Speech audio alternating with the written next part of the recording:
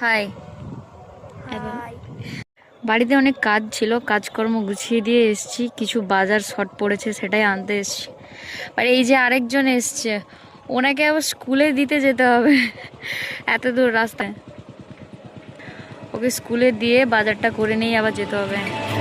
আজকে স্কুলে অনুষ্ঠান ছিল, অনুষ্ঠান বলতে খেলাধুলোর অনুষ্ঠান। আমি এত দূরে এসেছিলাম বলে ওকে দিতে এলাম। ওদের খেলার মাঠটা দেখো। ঠিক আছে, যাও, তুমি সাবধানে যাও। হ্যাঁ, আমি ছেড়ে দিয়ে আসবো। যতক্ষণ দোকানে থাকি ততক্ষণ শুধু একটাই কথা মনে হয় যে দোকানের সামনে এইটা শুধু ভাবি এটাদের চাপবো কবে। অন্যান্য মেলায় শুধু দেখতাম আর ভাবতাম যে কবে চাপবো আদৌ চাপতে দেবে কিনা ওটাতে। বাবা বলো না, ওইটাই গিয়ে একবার চাপবো, বলো। বয়স কমানোর জন্য কি করবো?